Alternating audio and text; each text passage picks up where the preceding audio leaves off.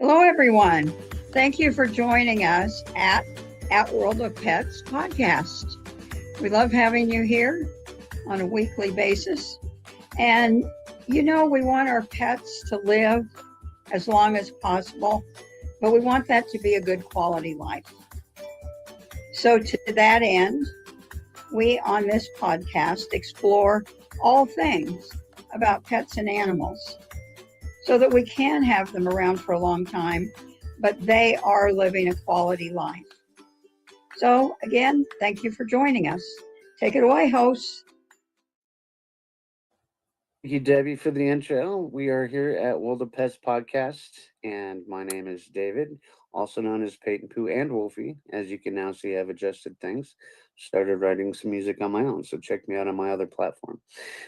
With that, we're sponsored by debspets.com, DEBSPETS.com, where you can find everything you need to know about pet and human wellness on that channel.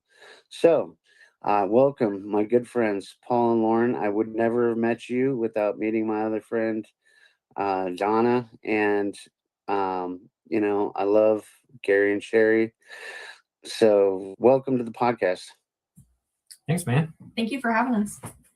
Yeah, so tonight we're going to start with horses, and then we're going to go into a few other things that I think are just going to be fun. And when Anthony stops in, he's going to have more questions than me because I know you guys. You've seen it. So, yeah, we're calling this horsing around with dogs. So we're going to start with horses. I know Lauren's the expert, and Paula's been the victim. Got it. We'll start with Lauren. How did you get into it? How did you get into equine? What interested you the most, and what made you pursue it? So I actually did not grow up with horses. I did not start riding until I was 5. My stepdad convinced my mom to let me go to camp, and I went to camp for 7 years, and they finally got tired of hearing me ask for a horse. So I got a horse when I was 12, and I've been a horse owner for the last 17 years. Nice. So what were some of the initial challenges? Well, first we went through looking at 8 different horses to buy, and we bought the last one. Okay. And was there a particular breed you were after, or some aesthetics you were looking for? We looked at a little bit of everything. The main thing we wanted was, I was 12, we needed something safe. And what did you choose?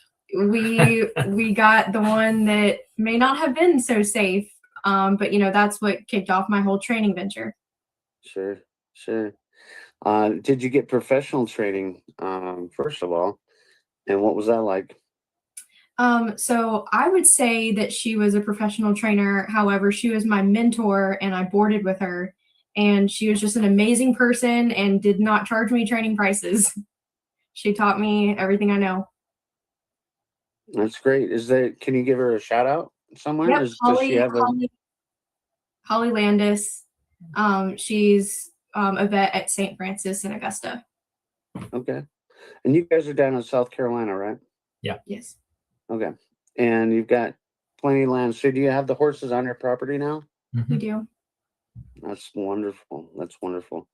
How often do you take them off-roading, if you will? Depends on season, weather, and stuff like that. I like to get out at least a couple weekends a month. Yeah. That's a good thing. I like to walk myself every once in a while too. They don't get out; they're just eating, and that's it.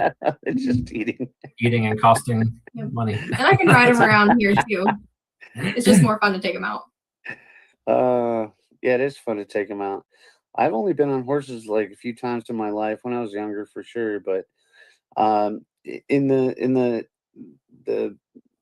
let's say daily care, what's your routine with them? Feed and water, daily care for sure. That's it. That's all Yep. it is. That's all they want. Yep. Feed and water, and then if I pull them out, they got to be groomed. Right. And then they have their monthly farrier that does their feet, and the vet comes twice a year. Okay. They're just maintaining their general health, just like going to a regular doctor. Yep. That's She, good.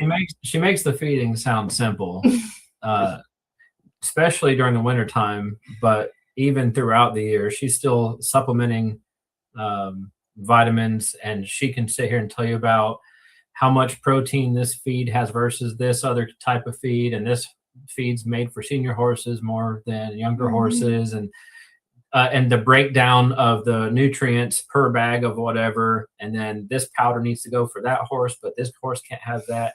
There's a lot more that she's not saying. She can tell you about a specific grass or hay just by looking at it, like, that one doesn't seem right. Let me look at this bale over here because I think this is fresher. This is second cut, not first cut, or something like that. Just there's all kinds of things that she's not saying, but it turns into a little bit more of a daily obsession than it does just routine at some point. Yeah.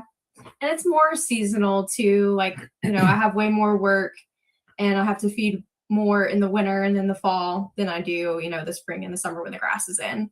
So. Well, expound on that. Like, what kind of vitamins and minerals are you adding and supplementing to their diet? They like the loose minerals. It's just a bag I get from the feed store, and daily electrolytes. And of course, they have their salt and free choice salt and minerals. All right. So, Paul, we'll flip the script on this one. Like I said, she's the expert, but you've had the challenges. So, tell me about some of the challenges. There's a lot more to take care of when she's taking care of horses. So there's other animals in the house and the projects, the fencing and the building and the labor that goes with farm life. And I'm always front and center. And he's a professional post setter and gate hanger and T-post setter. Yeah. Because if you want to call me that. I'm only 5 foot tall. There's only so much I can do. But she's I try my best. List of projects. Yes. There's no shortage of work, so she's always got something for me to knock out. So, what would a post setter be? Post setter, basically just setter. Okay, just driving metal T posts into the ground with this like a metal tube, and you have to just bang them into the ground. There's only so long that I can do that myself. So well, you start generally over your head, and I'm 6 foot tall, so I can handle them. But we have clay out here. After about 18 inches. Between 16 and 18 inches, it turns into clay, which last weekend I was trying to drill holes with an auger, and my auger even jammed up after 18 inches. It would just slide on the clay surface like it was a steel top. So it's always something. Farm life. Just farm life. It is farm life. Hey, welcome in, Anthony. Hey, buddy, what's up, man? We are. He's upside down now. Is that you took your pants off, right? You had one job. That's the job. Nobody got time for that. So we're what we're talking about right now is setting posts for clearly containment on a farm. I did not ask yet. How many acres do you guys have? We have just over 10. 10? Okay. But it's all fenced in. It's got to be all fenced in how we have it. Sure. Are you doing cable? What style of fencing you're doing?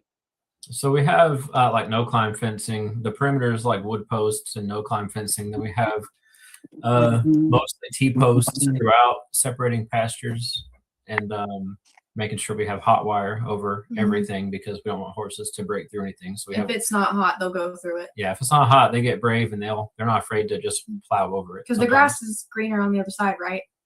Yeah. Excuse me. It's what they say. Now define hot wire for those that don't know. It's just so ours is fairly simple in the form of just a single strand of wire over the top of the perimeter of our fencing or whatever paddock the horses may be in. And it's electrified. I don't know the current box that we have, the current voltage, but it's enough it'll set you down on your butt. It's a horse grade box. It's a horse grade Don't box. touch It's it. not for like bulls necessarily. There are stronger ones, but it's enough to make you regret touching it for sure. but we both hit it. I've hit it a Oh, couple so many times. She's hit times. it plenty of times, and it works, and it certainly persuades the horses to stay back. Well, that sounds like a major deterrent for other outsiders too. Oh, Oh, absolutely. we have to warn everybody that comes to visit, and sometimes people Yeah. don't see it or they forget that we just told them, and then They they get- lay an arm on it or not see a face height wire that they're supposed to duck under. Instead, they catch it or whatever. It's happened a couple times, but Yeah. we've got signs protecting us from lawsuits around the property just in case. Nice. Oh, Doug. Anthony, you came in at the right time. Yeah, I know you got something. Yeah, for man, this. sounds like it. Sounds like I definitely came in at the right time. So, all right. So we've gone through the pros and cons, some of the challenges of raising horses, and I know you guys have a lot of dogs. Do you have cats too that go outside? She's got a barn cat. Barn We've got cat. three dogs in the house, and she's got a barn cat. So, how do they interact with the horses at all? Not real. The dogs, not much. One of our dogs used to run up and down the front yard fence line with one of her younger female horses because she's a cutting horse by breed, by nature. So, you see the events where or what cowboys do with cows when they try to prevent them from going a certain direction. They have the horse that'll bounce back and forth in front of the cow, and they'll keep it with its herd. That's her by nature.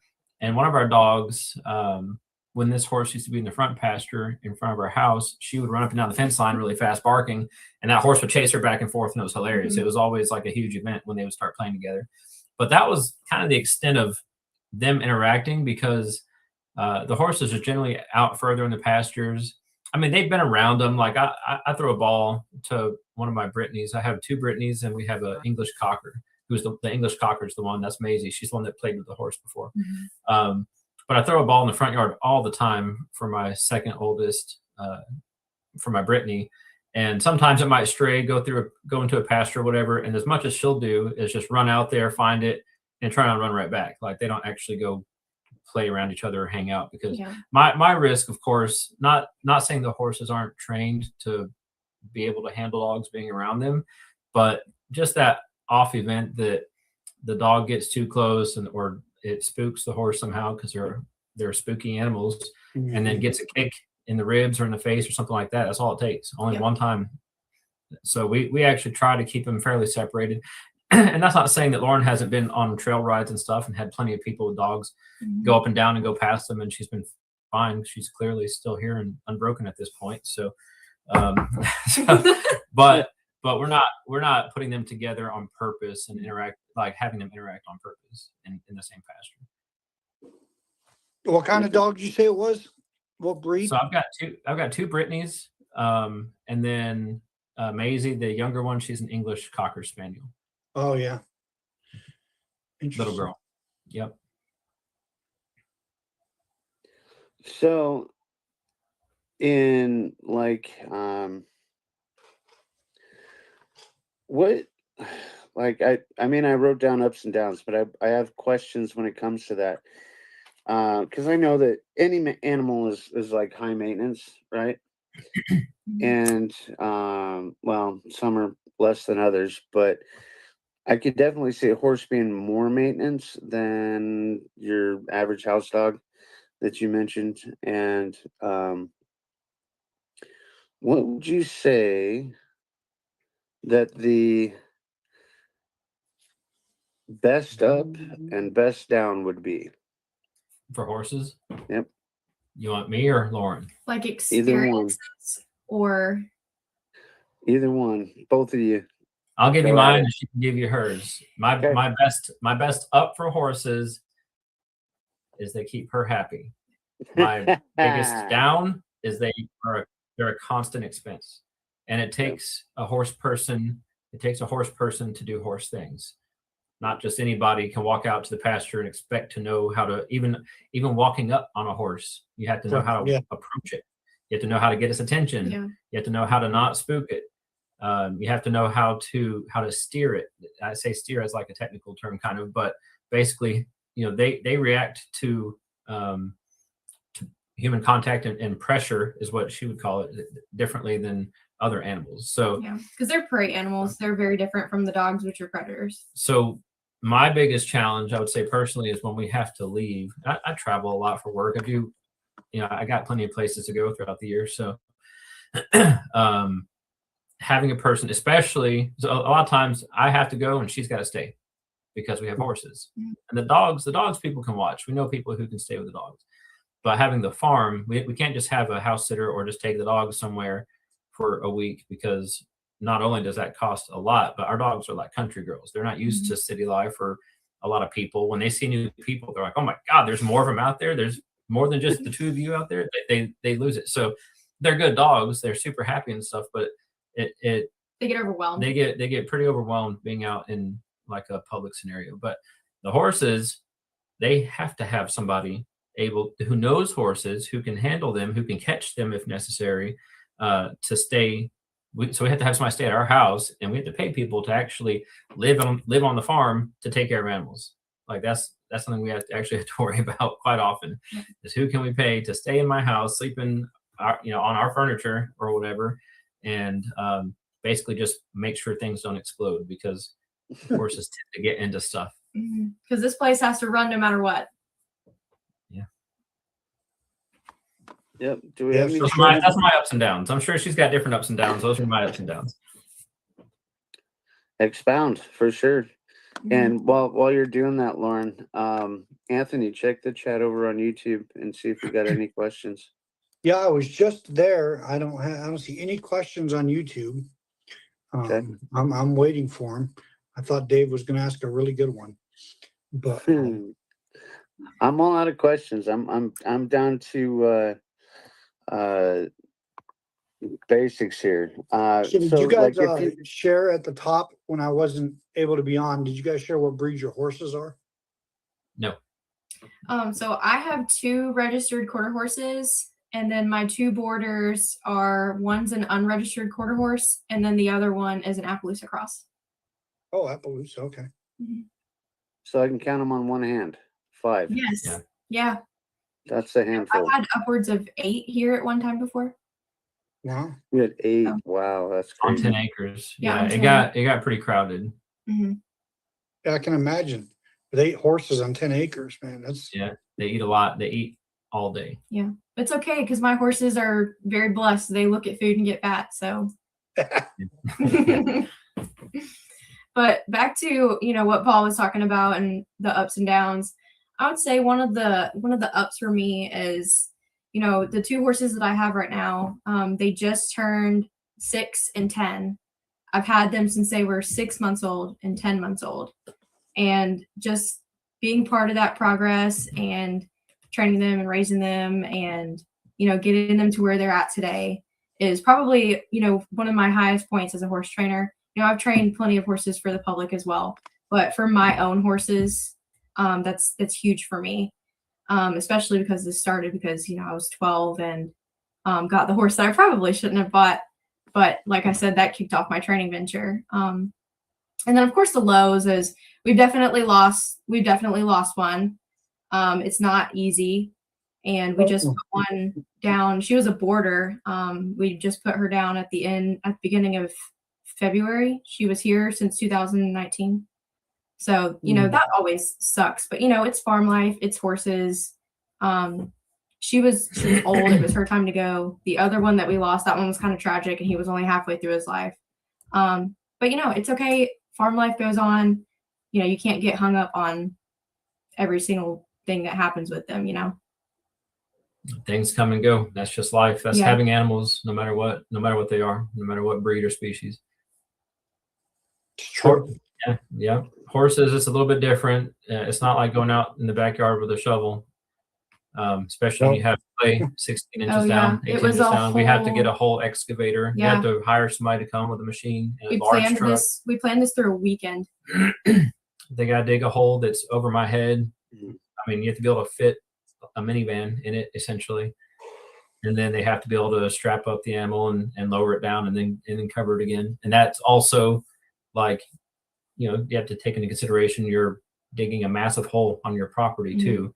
And then you have to kind of consider what happens later on. Is the hole going to sink? Do we have to do more maintenance on it? Things like that. It's just all monitoring and day by day stuff essentially. But A lot of start to finish planning. and you have to hire people. You can't just, like I said, you can't just go out there and do it unless you have an excavator, which at the moment we don't have an excavator. That's a big piece of machinery. So luckily we know a few people in the community at least that with the right amount of money will come out here and dig holes and the help horse how community they can.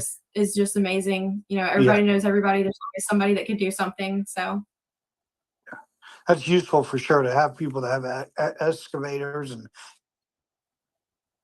Burp. Cut out.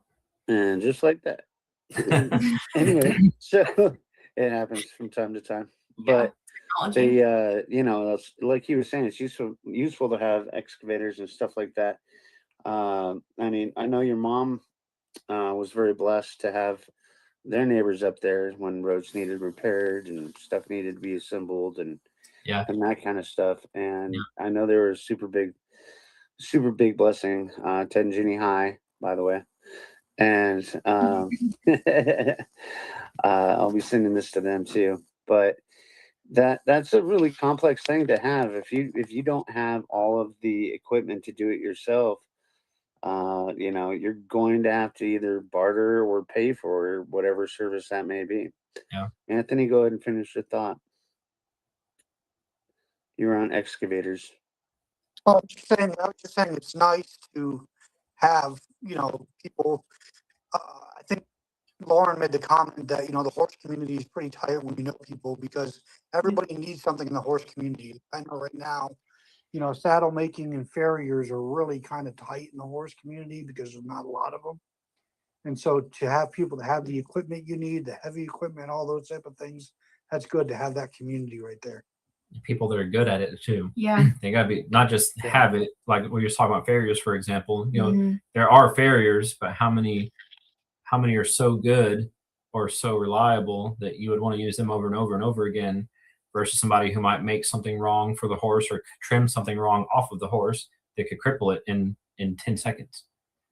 So luckily, she's been around this community long enough. She's secured a farrier who's awesome. He actually teaches other farriers. So we've been to clinics of his and stuff. I mean, he could take a piece of metal, looks like nothing, and turn it into a horseshoe in minutes. Nice. Like all from just hammering and anvils and kilns and knowledge. Yeah. He's great at it. He's actually certified with the American Farriers Association. Like he's very, very well qualified. He's been, trimming horses for me for the past 16 years. That's fantastic. Because that was like one of the other things I was going to ask. If you're going to recommend something for people that wanted to buy or adopt and raise a horse, what would be your final thoughts on this particular subject? I would definitely say take lessons. Start with lessons. If you decide you want to get a horse after some lessons, lease one first. Highly recommend leasing one first. I've dealt with people that have taken a handful of lessons and begged me to help them buy a horse. Got a horse. They only owned it for 9 months and they were done. And then we had to go through that whole process again. So definitely take lessons, lease one for probably a year before you commit to buying one. Just make sure it's really something that you want to do and that you can commit to because they live, early to mid 30s. Oh, and yeah. There's so many horses that just get passed around, that it's, passed around for reasons that are 100% preventable. So, and I know not everybody's a trainer, but you have to be able to, recognize habits and fix things on your own sometimes. You got to have somebody. You have to. If you don't know horses and you're new to them, like she said, the leasing thing is huge. Yeah. Because that kind of gives you responsibility while still having a backup plan. Mm-hmm. So if you need to end your lease or whatever, at least the owner of that horse can still step up and be like, okay, I got it from here. If you're one of the people that realizes that it happens to be in your DNA, like her, like it's deep down, like meant to be, then great. Then you learn from what you can during the lease period, and then you go find a horse. But always have somebody, because coaching, it never ends for stuff like this. She's been training him forever, and she still seeks guidance from people who have been doing it even longer than she has. There's always somebody that you can learn from. There's always something you can do better. And I think For that sure. goes for everything. Agreed. Any last thoughts, guys? Anthony? No, just glad I was able to make it in and join part of the conversation.